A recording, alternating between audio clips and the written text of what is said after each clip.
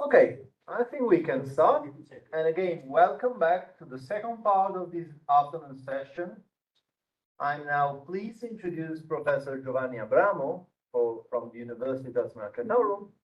As you probably know, Professor Abramo is one of the leading experts in scientometrics and informatics, both in Italy and internationally, which is also why he's been recently appointed as the chairman and president of the International Society for Scientometrics and Informatics, ISSI, I guess it's yeah, right.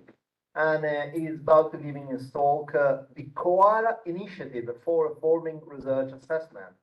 Does it make sense? So brace yourself and welcome, Professor. Thank you. Thank you for the invitation. Actually, in the past few months, I started receiving a number of invitations to workshops and conferences all around the world. So I was wondering whether that happened because I'm president of the ISI or because I'm a renowned scholar in the field.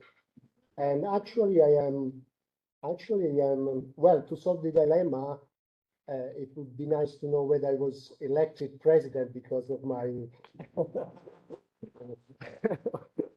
What about you, Cassidy?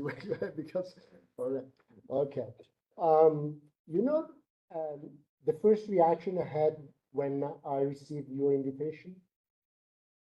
Well, I thought of when I was at high school, and philosophy was the subject where I performed worst. So I said, well, how can I move towards the philosopher of science?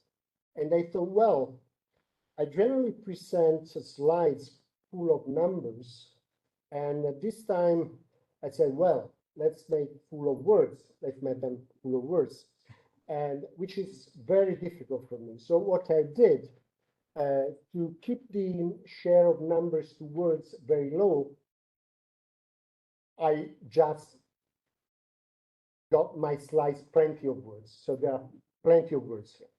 And so this is what you have to expect. And another aspect is generally, I apologize for not being diplomatic because of my limited vocabulary of English. But this time I would be really not honest to say that, because it's part of my character to call a spade a spade. So let's start with the presentation. Before that, may I ask you, how many of you have heard of CoARA before? How many of you have not? Okay. How many of you didn't answer? Okay. Okay, in fact, CoARA, okay, for those who never heard of it, today we'll learn about it from my own perspective. Then you have to listen to some CoARA supporters to have the opposite perspective. Okay, that's the outline of my presentation. I will briefly trace back the origins and aim of the CoARA initiative. I will present you a few reflections on this initiative based on their official website, just official documentation. And my reflections will be based on theoretical frameworks, particularly the economic theory of production, because to economists, actually, I'm not an economist. I specialized in management after my degree in engineering, and we look at a research organization as a production system. Like any manufacturing plant, they produce tangible products. We produce intangible products. Why is this going ahead? Okay. on empirical evidence and internal logical arguments or illogical, depending on the perspective. And then I will conclude with a few remarks. Origins. The European Research Area 2020-2024 policy agenda outlines 20 actions to align research policies and programs across European countries for collective effectiveness. European research area is very important to Europeans.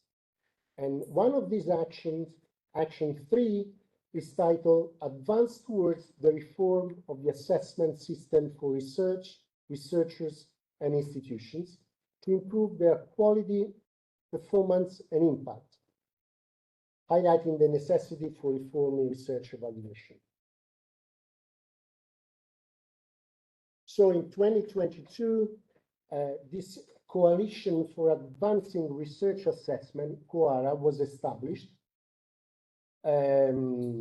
It's mainly composed of research institutions and research associations and research funders, mainly almost totally from Europe.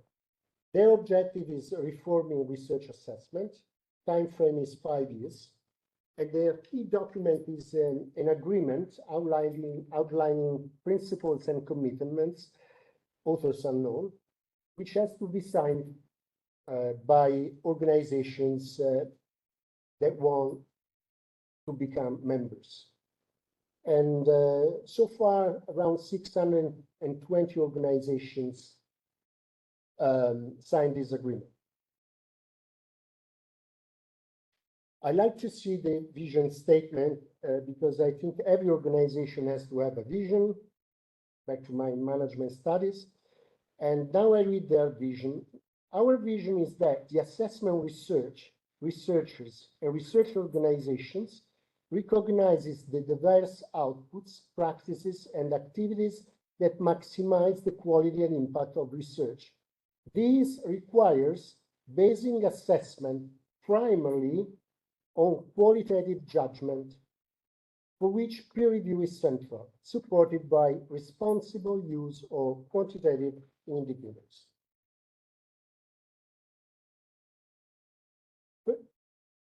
There were early reactions to this CoARA initiative. Well, quantitative metrics advocates, such as Ioannidis, emphasize their potential benefits when rigorous and feel normalized. Torres Salinas, Arroyo Machado, and Robinson Garcia liken it to scientometric denialism. Supporters invited constructive dialogue, Rushworth 2023. My first reflection concerned the very creation of CoARA. The question is, in the presence of an established epistemic community in research evaluation, including evaluative scientometrics, which has contributed for decades to advancing research assessment, the formation of a coalition composed of users with the same mission appears contradictory. And what astonishes me most is the fact that this is an outcome of a policy of research, the European research area. That's the first contradiction that I see. What are the possible explanations for this? Maybe ERA policymakers are not fully aware of developments in the science of research evaluation, or was it the outcome or successful lobbying activities by associations such as European University Association, Science Europe, etc., who were among the first promoters of CoARA? I think both are true. Let's go back to the vision statement. And here I use a bit of philosophy. In fact, it doesn't go on. I knew that. Okay. That's philosophy. Yes, philosophy for sure. Okay. Here's the CoARA syllogism. premise one, research outputs extend beyond index publications. Premise two, citation-based metrics can only assess index publication.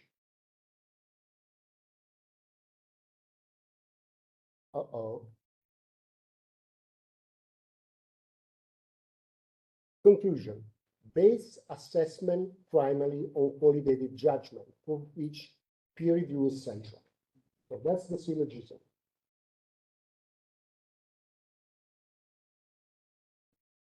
But the question is, how many research works can peers reasonably assess in practice?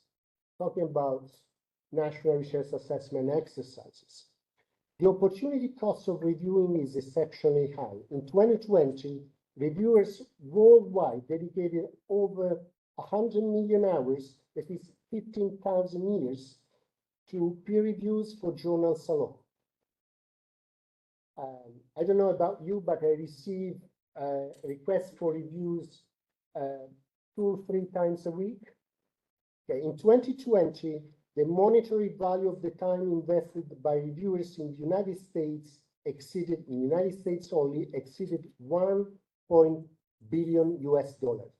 And this is a conservatory estimate because it talks about monetary value, not the opportunity cost of trading your research time for evaluation. The number of articles published in 2022 was 47% higher than in 2016, surpassing the limited and negligible growth in the count of active scientists. And these figures are going to grow.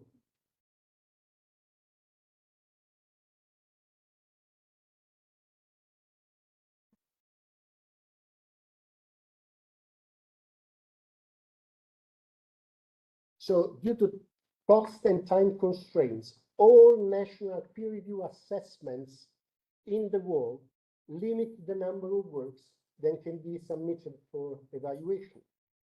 In the Italian PQR, the Italian National Research Assessment Exercise, in STEM fields, the last M stands for medicine, 98% of submitted works were journal articles, and 99% of them were indexed in Scopus or WAS. That means that it could be assessed through scientometrics.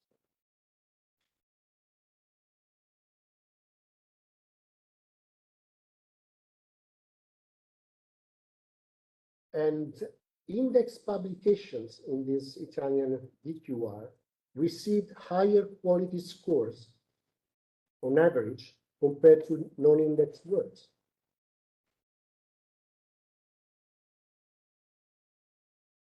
And then there is a strong, that is evidence from the literature, there is a strong correlation at individual level between the number of index works produced and non-indexed works. So the question is, what's the point of extending the evaluation of non-indexed works to have a qualitative assessment? Over in the latest Italian DQR, they evaluated on average 3 works per researcher. In the next one, 2.5 because of the enormous cost of it. So over 182,000 works were assessed. Each member of the expert committees reviewed about 400 works in 6 to 7 months. Reviewer demographics, most of them, practically all of them, 98%, were Italian. So questions arises. Two questions. Was this a genuine peer review process or a flawed scientometric assessment? How competent were the reviewers? Were they the top in the field? They were all Italians. I wish they were.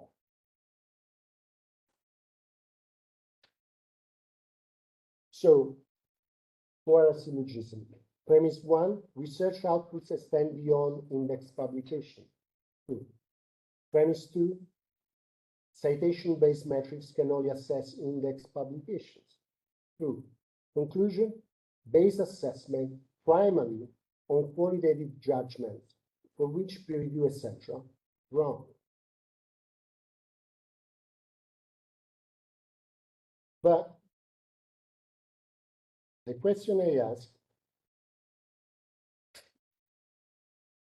since the syllogism is wrong, it's not harmless, is there an implicit resistance to metric-based assessment? Why doesn't this work?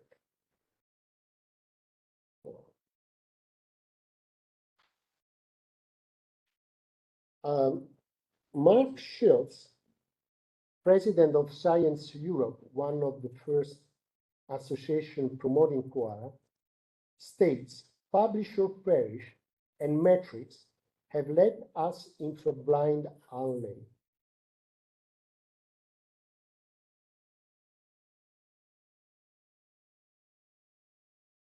Reflection number 2.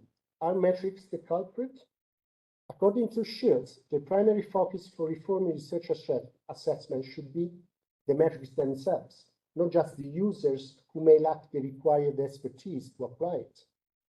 This is somewhat analogous to suggesting that the problem of resistance in specific pathogens lies with the antibiotics themselves, rather than with those who use them excessively, inappropriately, and without medical consultation.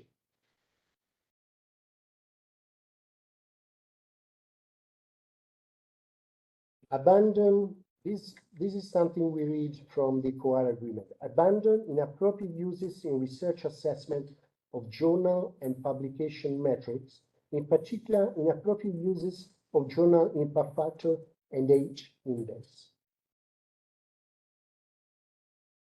Who is CoARA addressing? Hopefully their members, not evaluative cytometricians. To us, they are just reinventing the wheel. I don't know any cytometrician using the H index to make evaluations or the journal impact factor alone.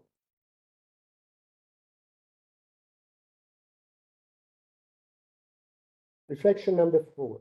There is an apparent contradiction arising from the fact that reform of research assessment is advocated and expected to be conceived and executed by those who have formulated the very research assessments deemed in need of reform. You're laughing. I'm crying. Reflection number 5. Basing assessment primarily on qualitative judgment for which peer review is central. Let's consider a scenario where a national government or a research organization aims to enhance international research collaboration, cross-sector collaboration, interdisciplinary research, or cross-field scientific impact. Is peer review capable of assessing the achievement of these objectives compared to scientometric technique?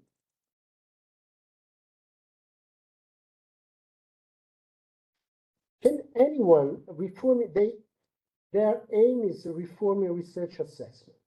So what will be the output by this coalition? Can anyone reasonably think of research assessment universally applicable in every context or circumstance? Scientometrics, metrics, research evaluation aspects means being knowledgeable on how to formulate a research assessment. So to do that, we have to know the objectives of the evaluation, the intended use of the results, the technical specifications, the scale of the research assessment, the research fields analyzed, the granularity of these fields, timeliness, deadlines, minimum acceptable accuracy level, the financial resources available, the data available, the cultural context. How can you think of conceiving a research assessment as standardized research assessment? There's no meaning to it. Reflection number 7. Basing assessment primarily on qualitative judgment for which peer review is central, supported by responsible use of quantitative indicators. But let's translate this into practice. What does it mean? A responsible use of quantitative, supported by responsible use of quantitative indicators. Should the metrics be utilized when reviewers disagree, similar to the past UK rep, or should metrics be used independently to contribute to determining the final quality scores? And when should metrics be made available to reviewers? Before, after, during? So either it's a peer review evaluation of research works, or it's a metrics-based evaluation of research works.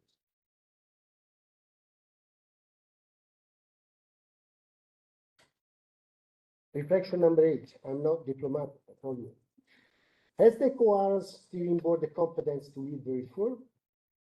Only 2 out of 11 members of the steering board have published scientific works in the field of science, respectively with 33 publications and 30 publications. You can read the citation, indexing scopus. None has ever published a scientific work on research evaluation. Although all members have expressed views on the inadequacy of evaluating the methods. I thought this was a unique peculiarity of Italy, but I think we are extending the virus somewhere else. Italy is especially known for having architects in the hospitals and physicians constructing bridges. But this is gone. Reflection number 9. Let's assume that CoARA accomplishes its mission and proposes a reform of research assessment. What happens afterwards? Who will incorporate new scientific advances in research assessment?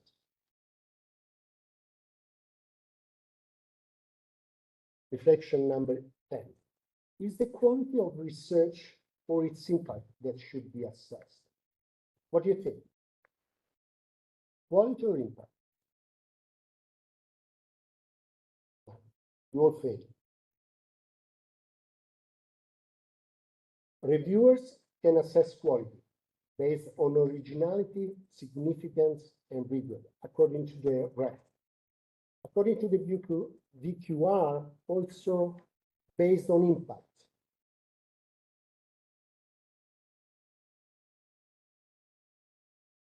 But what about the role of non-scientific factors in determining the impact of the number of citations, the impact of publications, like for products? What about marketing? Is it just the quality of a product which determines sales? No.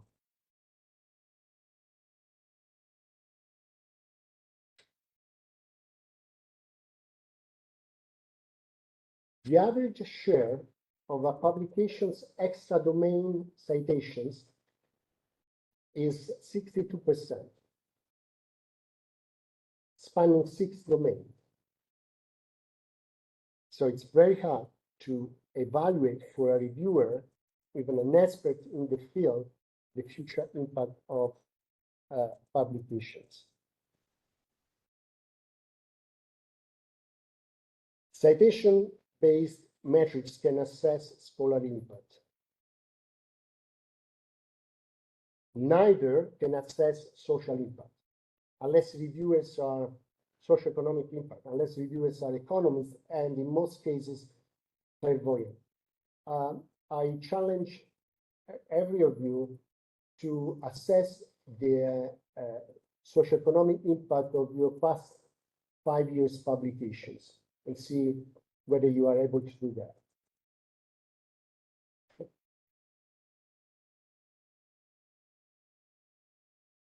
Still, peer review is the sole option to assess research performance in arts and humanities and in national research systems where a significant portion of research works is not indexed in bibliographic repositories.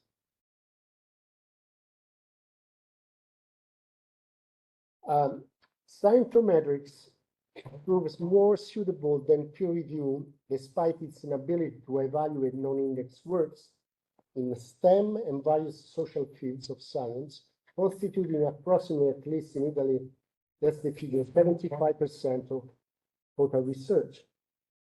In countries where researchers primarily publish in indexed scientific venues, and as the scale of assessment expands. When we are talking about peer review or metrics-based evaluation, we are talking about the evaluation of research works, not of researchers and research institutions.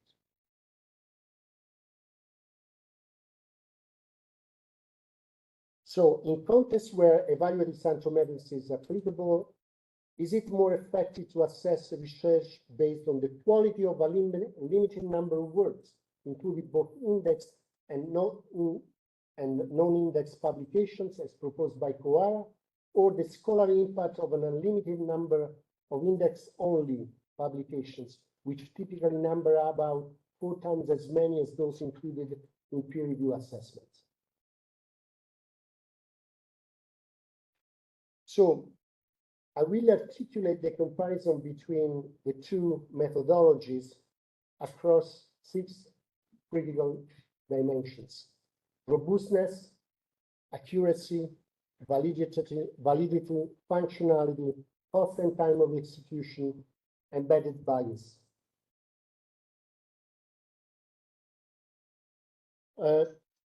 What we read in the agreement is that peer review, according to CoARA, is the most robust method known for assessing quality.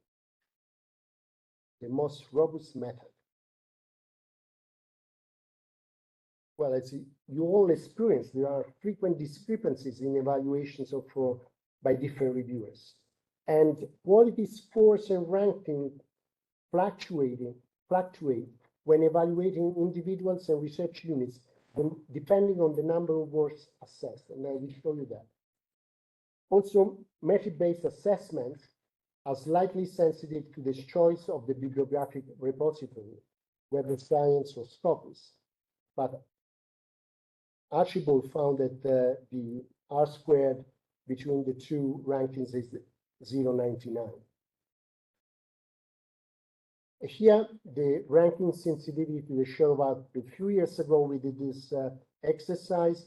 These are all Italian universities conducting research in physics.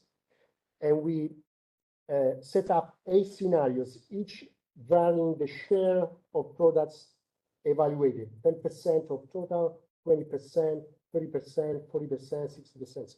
And here, the vertical lines are the range of variability of the positions of the university. You see the fluctuations depending on, according to the economic theory of production, you have to evaluate all products, not just a share of them. Of course. Peer review versus scientometrics accuracy. That's the other dimension. Why rely on 2 referees when the entire scientific community, that is the market, acknowledges the work's significance through citations? Why should we do that? Studies show that early citations are better predictors of long-term impact than peer review quality scores. And then there are lack of mechanism by peer review to address multi-authorship, gender, or academic rank differences within organizations when they assess research. Disadvantaging institutions with higher concentration of solo author works, female and or assistant professors. It's not fair. Validity. So peer review assessment requires the selection of research works by the subjects under evaluation. And we conducted a study a few years ago showing that university-led self-selection in Italy has led to a reduction in the maximum achievable score in STEM by 23% to 32%, compared to results from a more efficient selection process conducted by expert bibliometricians. At the time, the BQR provided the metrics they used to assess research works in STEM. So we could do that. Functionality. The consequence of limiting the number of works to be peer-reviewed, without individual level assessment, organizations are enabled that metrics-based assessment can do. Organizations are unable to leverage national assessment outcomes for internal selective funding and individual reward schemes. Assessment-based funding systems allocate funds based on quality rather than productivity.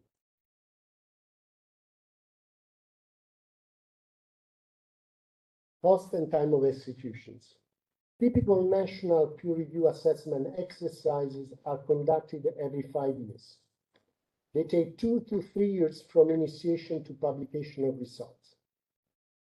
They limit frequency and efficacy for efficient research management and policy making. Managers need a research assessment straight away. Scientometric performance assessment can be updated even daily if necessary, completed within a few weeks. They cost significantly lower compared to peer review evaluation.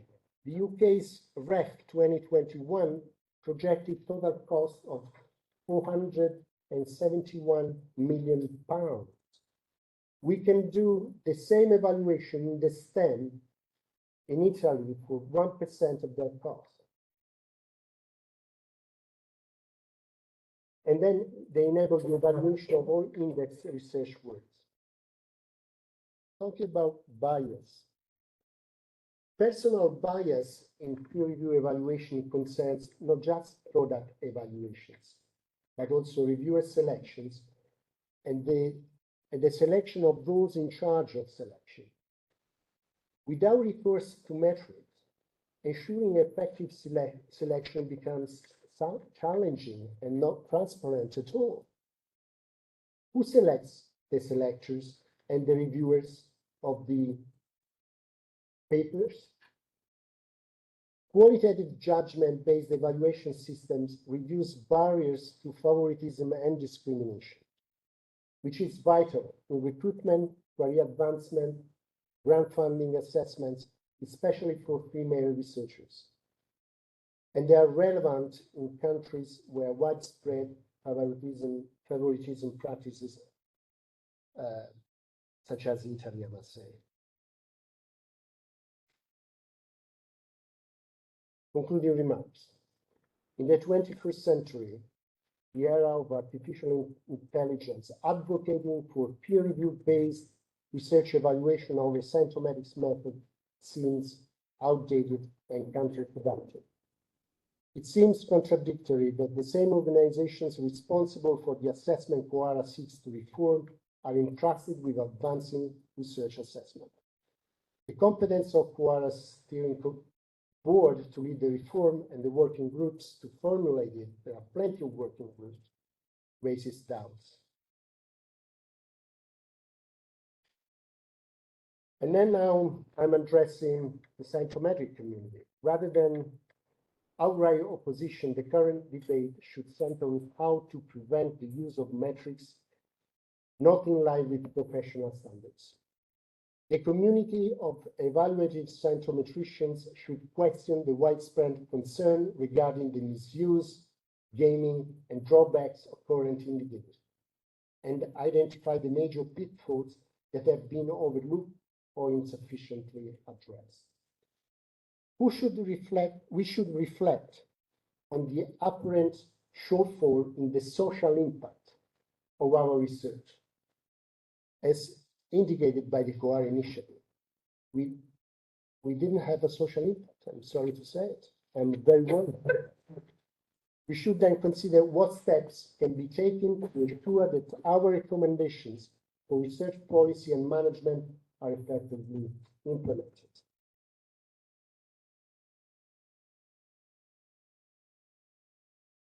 For a more detailed analysis, you can refer to this article of mine, which has just been published, Research Evaluation. And at this point, I can say thank you.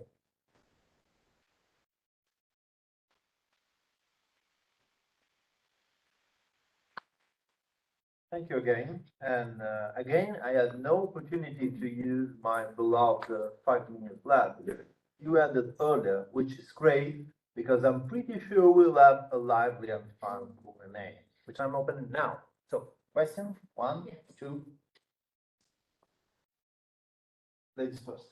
Thank you.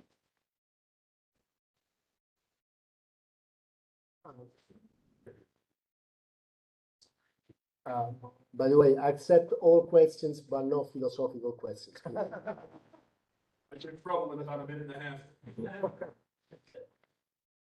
Okay, I think I'm here on behalf of the social sciences and humanities, so maybe the humanities. Can you go back to one of the slides? That's a problem. The premise, because Okay. I don't have any. Yes, The premise. the premise about index works. Ah, yes, citation-based metrics and reassess index publications, the other one, the one, The one before. that's Yeah, right. that's one. Yeah, yeah. Yes. Your philosophical quest, Aristotle. No, it's not philosophical, it's not Aristotle, it's about indexing, I guess, because we are trying to, of course, improve upon the indexing of humanities outputs, research outputs. And I can see this in our own humanities faculty, they do extend beyond index publications. We have a lot of research outputs. And multilingualism is now the big thing that everybody's talking about in the social sciences and humanities. Let's allow cultures to publish books and whatnot in their own language. And with the idea that this will generate some kind of local resonance or local impact, right? So conclusion is base assessment primarily on qualitative judgment for which peer review is central. I agree with you. I do not think that we're kind of at a difficult point with the humanities because if the humanities do not have enough works that are indexed, and I agree with you, it sort of doesn't make sense to have somebody re-review a book as part of an evaluation procedure. So what would we do? How would we measure?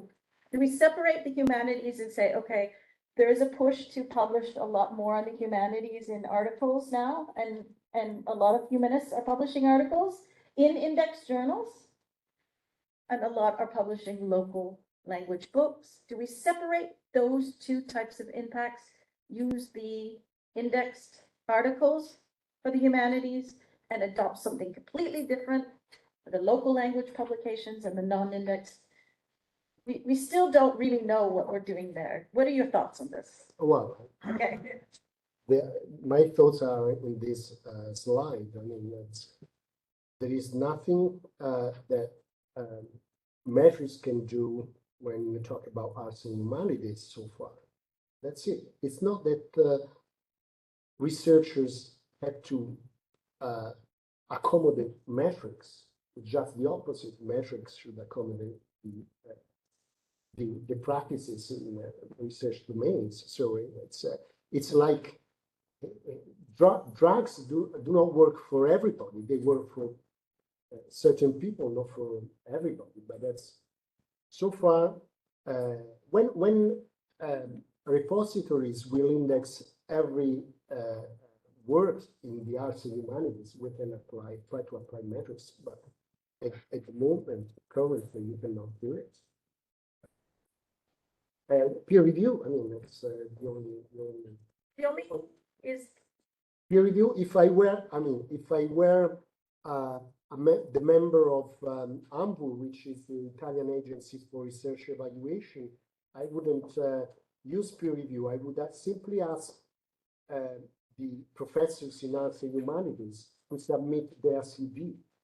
And I mean, their publication CV in the past 5 years, and experts in their field reading what they have published, the publishers, they would know straight away whether they produce good things or not. It says, I mean, peer review is too expensive. We cannot afford it. We cannot afford it. I mean, we already do it for journals. And I mean, everybody has experienced in the past few months what happened with requests by editors of journals. They are in trouble because people, I mean, reject invitations for review. So we cannot afford it. One last comment quickly. We're talking also about next generation metrics. Do we need publication metrics for book publishers, new metrics for publishers? This is something that we've also talked about in the humanities community. So, and we do rank journals, and we can misuse metrics based on that, these rankings. So some people say, well, we maybe should rank publishers as well in a certain way, but this is a difficult question. So I'm the wrong person to answer it. I like easy questions, so maybe should ask more about it. I mean, if somebody is interested in ranking, if somebody is interested in ranking publishers, somebody may try it.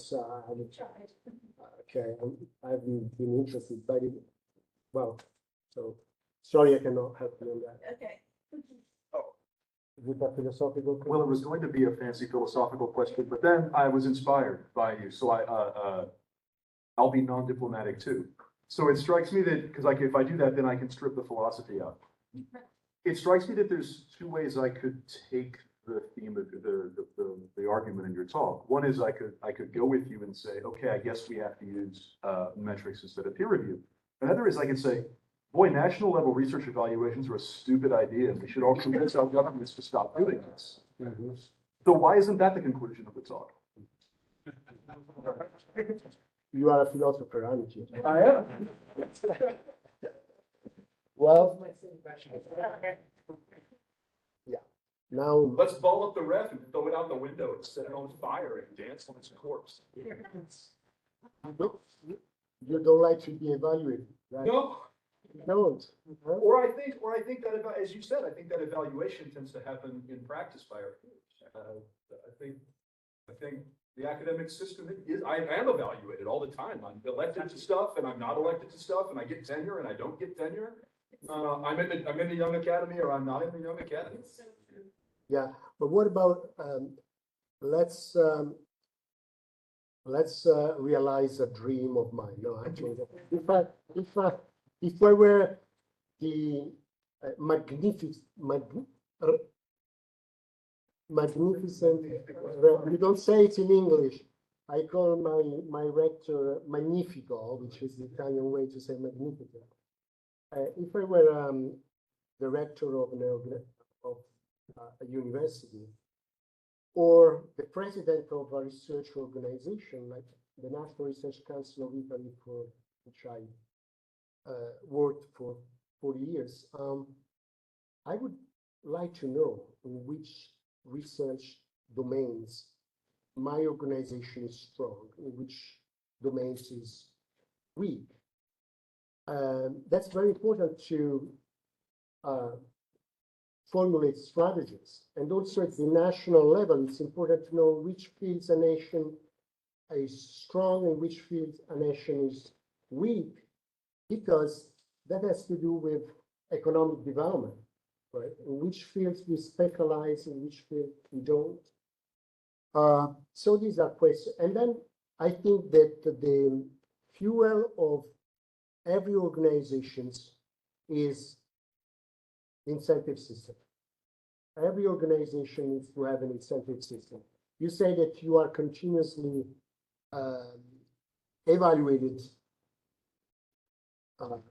Well, I don't know where you're working.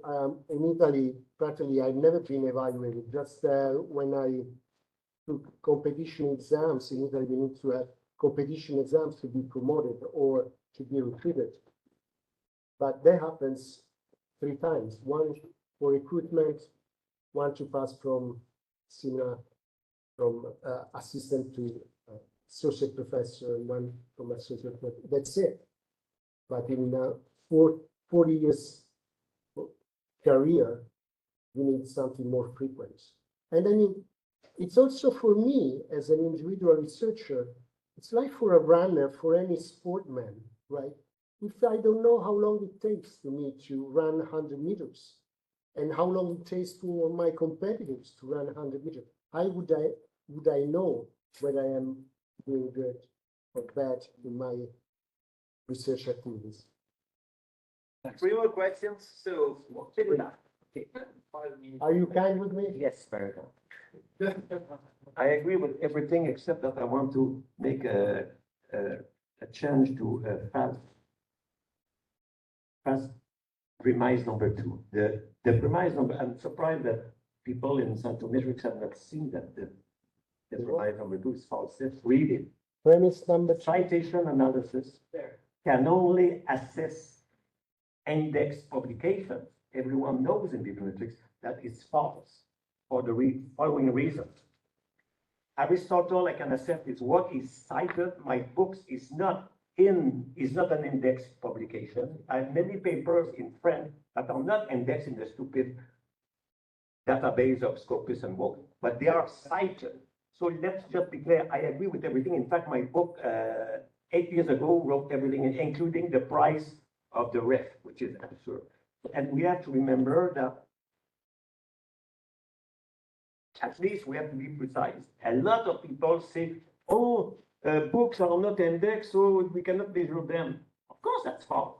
Bourdieu's book is not indexed, but Bourdieu's books are the most cited books in sociology around the world. So that's false. But it's not important because for all the rest, it's good to know because when we make a false thing like that, it shows that we don't know how to do bibliometrics.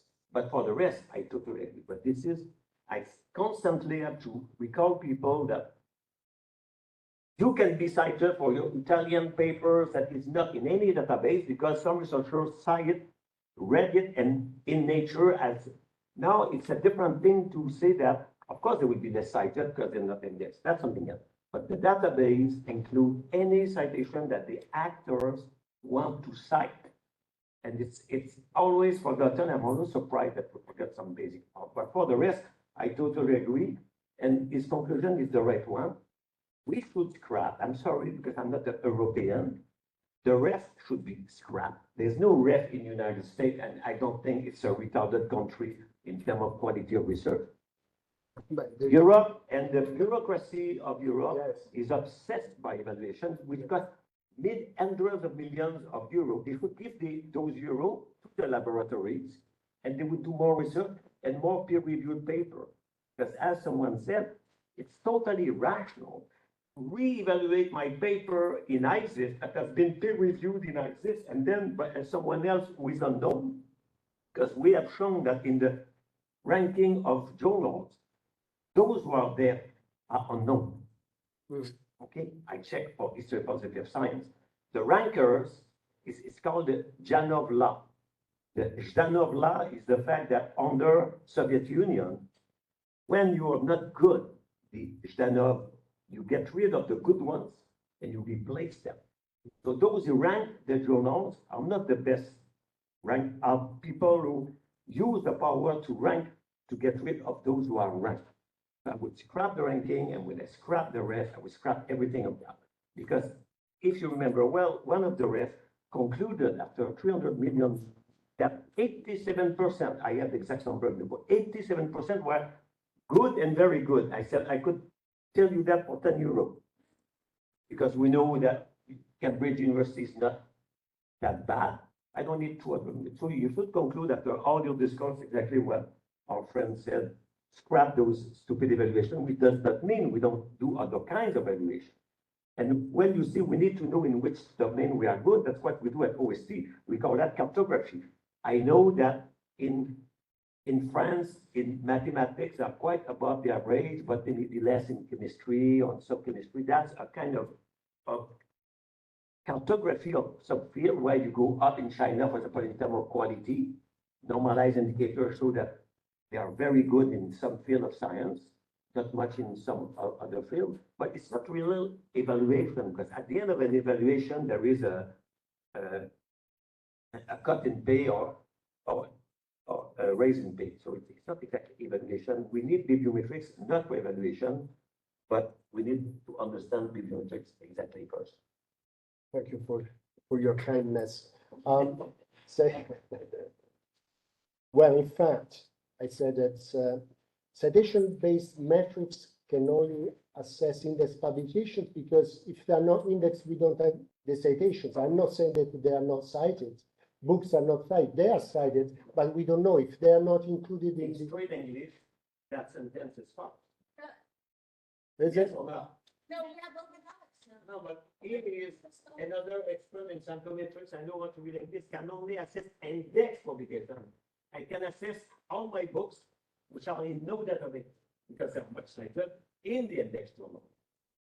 I mean, yeah, I mean, You have okay, references. okay. But now I am the president of this, so. So I know English. No, but I said, of course. I mean, I said that in most fields of the social sciences, I mean, there is in the STEM, somebody writing books is very rare. And if they write books, they have already written a high number of articles. I do that. I'm just saying that sentence is false. Okay, please Help. help me how to change it. Yes. Well, I'd ask Cassidy, the Yes. ex-president of ISU, Exactly. and I hope her English is good. Anyway, thank you. And I don't know if I answer, but you see, the United States, North America is different from Europe because you have different market mechanism to incentivize people to.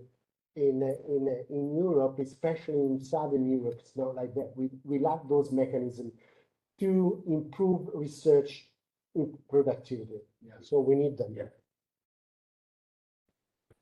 Yeah. In Europe. Yeah. Where? Are you going to be philosophical? Yes, I think I am. So thank you very much for the nice analysis of CoARA, and I sympathize because I think it was now 2 years ago or a year ago, I ran into CoARA for the first time. Now I'm an old scientometrician, I'm an even older science of philosophy kind of person. I hadn't heard about CoARA. Yeah? And they were popping up at the EOS symposium. It's also a funny kind of thing. And I was kind of scratching my head and I sighed and I thought, okay, not again, because I also have seen a lot of parallel developments popping up in the science system. Let me put it that generic, over and over again. Yeah, a lot of redundancy. And then the physicists and myself, they always think, can we not do it more logically? But social systems doesn't follow a logic. They follow mechanisms and it's not always logic. So I have also a missionary kind of, people who know me know that so I went to the kids and I said, are you aware that there's a center for the CVTS in Leiden? And they actually do this kind of research. And then they said, yes, we are in contact with them. So I immediately relaxed. I thought, okay, they're already in context, that cannot be too bad, yeah? Because I have also seen popping that up in computer science, totally disconnected to any scientometric work, yeah? What I find much more interesting, and what I wanted to ask you, if you can have got any insights by looking into CoARA more detailed, is why do we have this?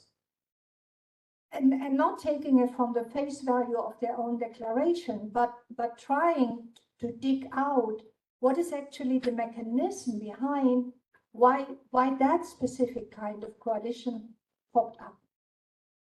And what I have learned, also anecdotally, in the European Commission or European funded landscape, is that often intermediate kind of things are popping up.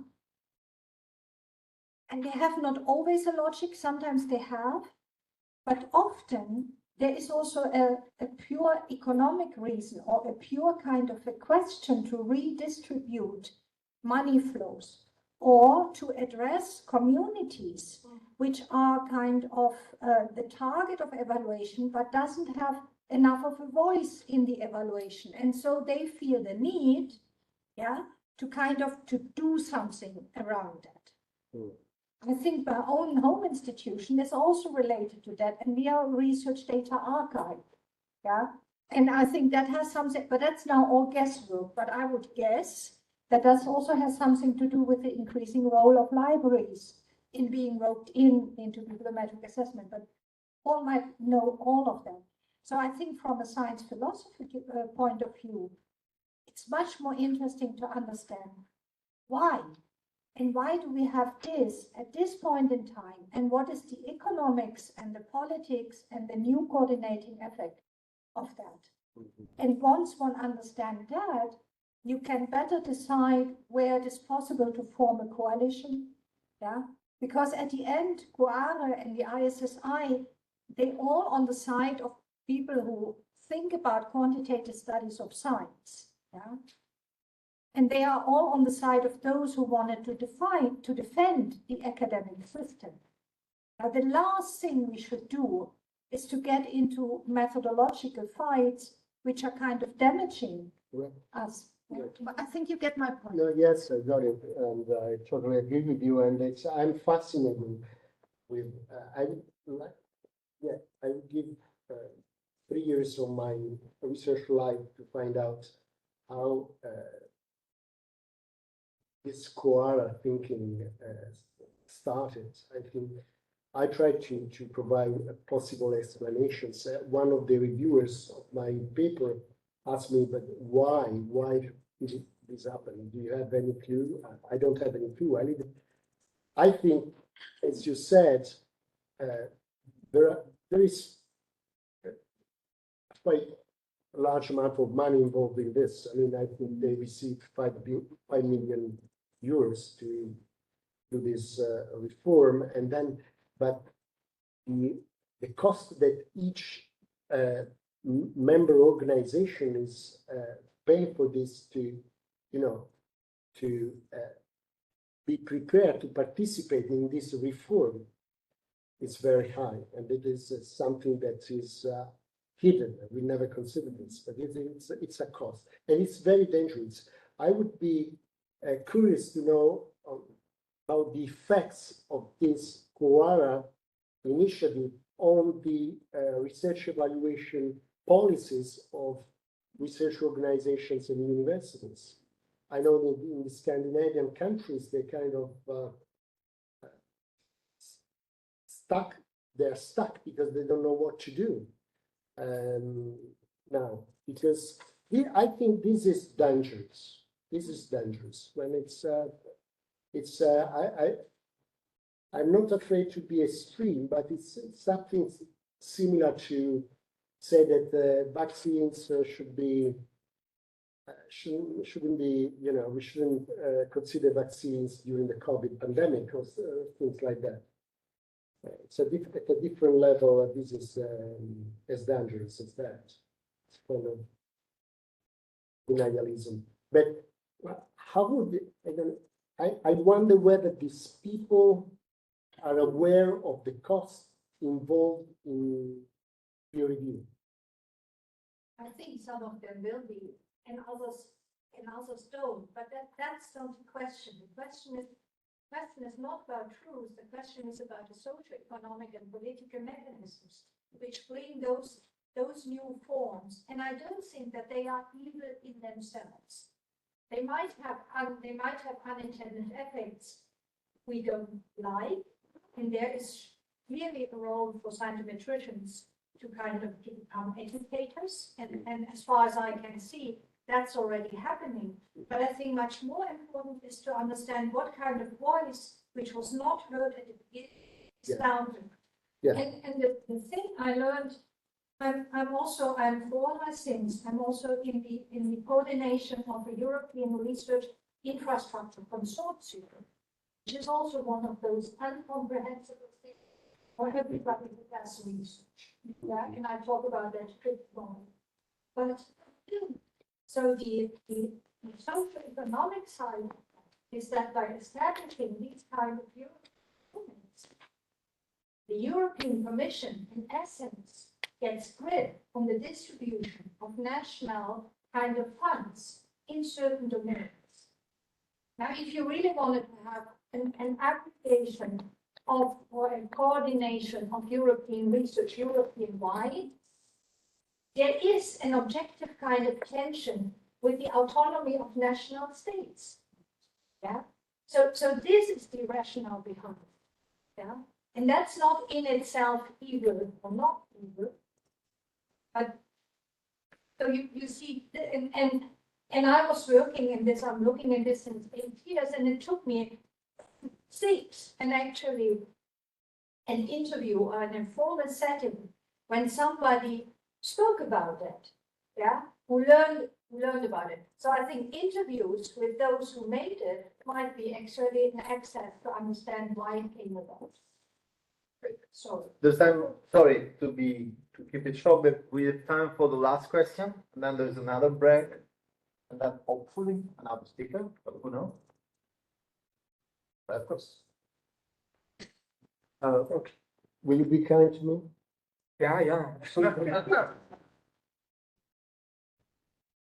No, my point is, I'm not a fan of CoARA, but I think that your presentation of CoARA is a biased from my point of view, in the sense that CoARA is not concerned only with research assessment exercise, VQR, but it is about research evaluation of individual scientists for promoting, for research, for promotion, for hiring, for tenure, and so on. It is concerned about local policy in the university.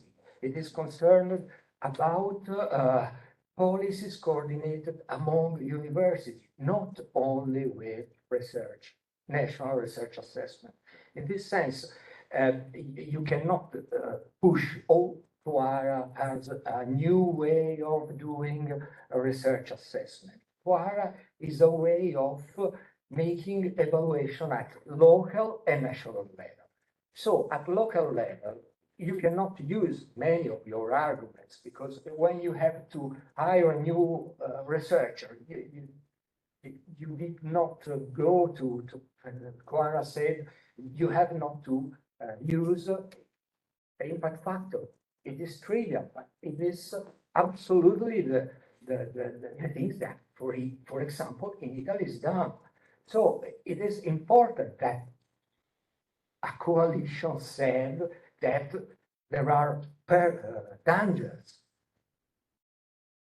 of the use of metrics without reflections. Second point, people in CoARA and institutions in CoARA are committed to adopt and to realize in their specific context the CoARA principles.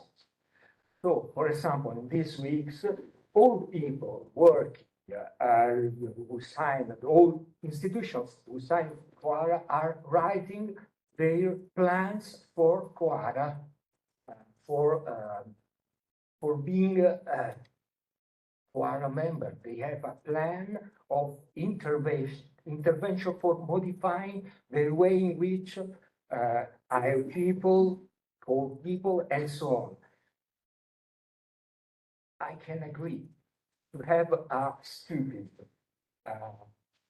stupid research assessment exercise, it is better to do the research assessment exercise with bibliometrics than peer review. It is simpler, it is less costly, and so on. But if you have to organize your system of incentives inside the universe, you cannot use only bibliometrics. Here you have a coalition of university institutions, such as, for example, Association for Open Science in Europe and so on, that are working toward a new way of making research evaluations at all levels. So my last point, I think that you could have some reason to defend research assessment, bibliometrics for research assessment, but CoARA is not only this kind of intervention. Okay. Yeah, thank you for pointing that out. But when we talk about peer review versus metrics, we refer to, and I underline that, we refer to the assessment of research output, the assessment of research output or research works. That is what I was talking about. I don't think we needed CoARA or anything else that to remember us that when we hire somebody, we have to look at something else in addition to its research output, of course. As a manager, I would say, I want to know about his values, his principle. I would like to know about his interest in life, about many things, but did we need a CoARA to say that?